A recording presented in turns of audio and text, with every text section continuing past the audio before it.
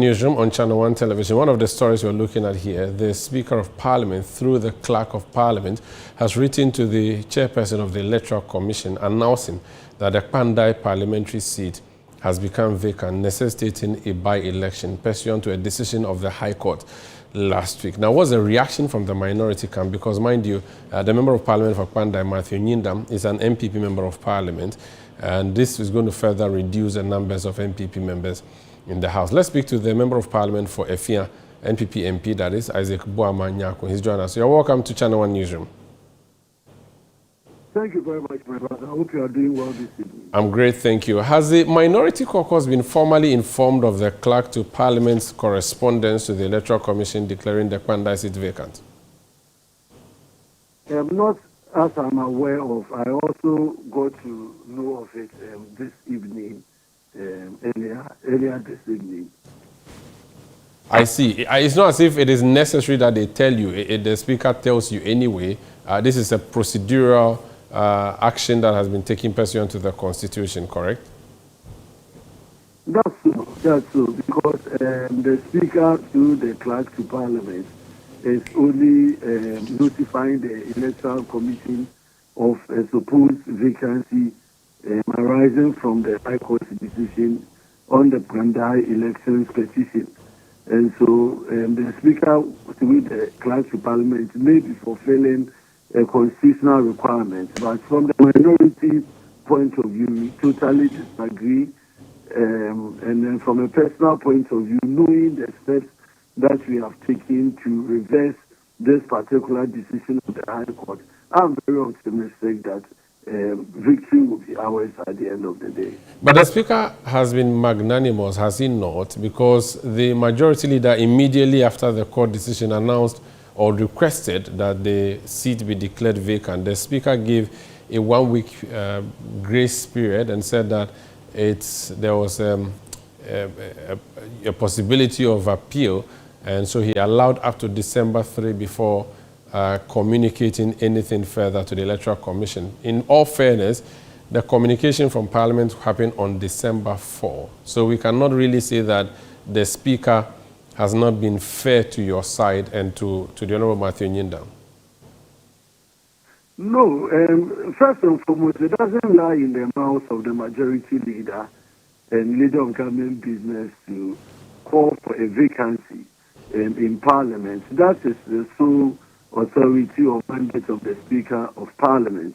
Importantly, the Speaker was also complying with judicial decisions and precedents whereby such decisions of the court would have to lapse after a 7-day period, and then he could take those actions. So really it is not necessarily an expression of magnanimity, but a matter of enforcing the already existing decisions of the court in terms of a decision to declare a seat vacant in Parliament. What options are left for you as Minority Caucus and even your MP Matthew Nyindam at this stage? Remember, we have filed various applications at various levels of the court. We've filed a stay of execution at the High Court. We've repeated same at the Court of Appeal. We are challenging the entire decision of the High Court on the grounds of error on the face of law, and then also taking the decision. Honourable? Hello? Can you hear me? The Supreme Court to quash the decision of the High Court judge by a motion for certiorari to quash his decision. So we have all these applications before the various courts, High Court, Court of Appeal, and then the Supreme Court. I am expecting that by now the cases would have been called for expeditious trial. You remember when you apply for a stay of execution, we are talking about enforcing the fundamental human rights of a citizen, particularly the representative of the good people of Kpandai. As we speak now, Matthew Nyindam is the Member of Parliament to have been... Can you hear me? Hello, sir? Honourable Member of Parliament, can you hear me? I think we have a... Yeah. Can you hear me? I'm having a difficulty hearing you. Can you hear me? Yeah, I can hear you well. Okay. Can you hear me? So, yes, I can hear you. So I'm saying that, well, those options are available, but you're also going to have to get down to the constituency and start campaigning. How soon before your side starts to do that? I'm sure the party leadership has taken notice of this letter. We will go back and strategize. I'm sure as a minority, we would also come together very soon to deliberate on these latest developments.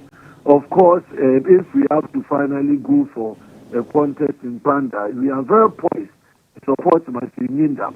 We believe we had won the election. Remember, this whole attempt to use judicial processes to circumvent the will of the people on the day of election and the coalition. You remember the mayhem that the NDC people subjected the good people of Kpandai to destruction of elections materials, destroying properties, all in the name of the good people of Kpandai. And now you turn around and you want to use another process, the judicial process, even to take over the case. I believe these are very unfortunate incidents. Very well. But we'll take it as and we'll go back, and then I'm sure we'll win the seat. Let's move to the energy sector now. You called a press conference today and you said that you did not agree with the latest announcement of utility or increases in utility prices. Is it your position that the increases ought to have not happened, or the percentage is too much? The biggest challenge we are having as a minority, particularly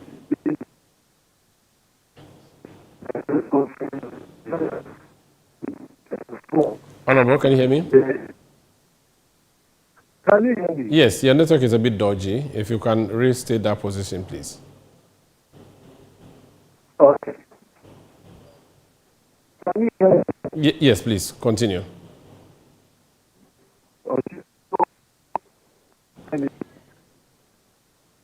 I'm afraid we are unable to continue with the interview with the Member of Parliament for Effia. The line is not helpful for our cause tonight. This is Channel One Newsroom on Channel One.